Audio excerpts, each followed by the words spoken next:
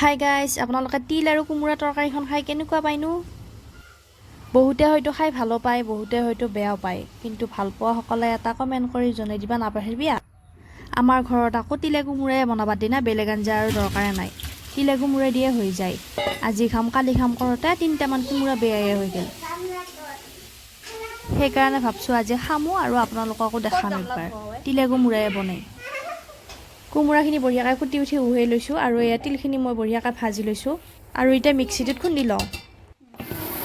তিলখিনি গুড়া কৰি ল'লোঁ আৰু এতিয়া কেৰাহীটোত বঢ়িয়াকৈ মিঠাতেল অলপমান দি পিঁয়াজ দিছোঁ আৰু আদা ৰহুনখিনি বটি ৰাখিছিলোঁ সেইখিনিও দিছোঁ। দি পেলাই এতিয়া আঞ্জাখন বনাবৰ কাৰণে ৰেডি হৈছোঁ। এয়া কোমোৰা দিছোঁ।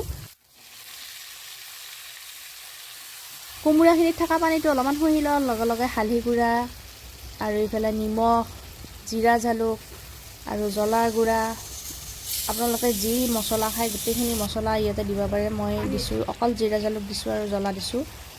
আৰু এতিয়া কোমোৰাখিনি অলপমান এনেকৈ মজাই ল'ম। কোমোৰাখিনি অলপমান মজাই লোৱাৰ পিছত এয়া তিলখিনি দিছোঁ।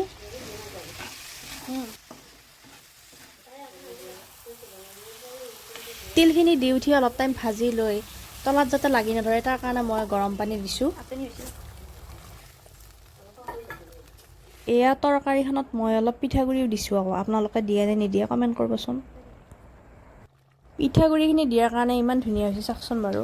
তৰকাৰীখন এতিয়া ৰেডি হৈ গৈছে, এতিয়া অলপমান টেষ্ট কৰি চাব লাগে। আৰু যদি আপোনালোকে এনেকুৱাকৈ বনাই খাওঁ নাই তেতিয়াহ'লে মোৰ ৰেচিপিটো চাই পেলাই আপোনালোকে বনাই খাব পাৰে। যদি ভিডিঅ'টো ভাল লাগিল লাইক কমেণ্ট শ্বেয়াৰ এটা কৰি দিব আৰু যদি মোৰ ভিডিঅ' নতুনকৈ চাইছে প্লিজ ফ'ল' এটা কৰি দিব। Bye bye.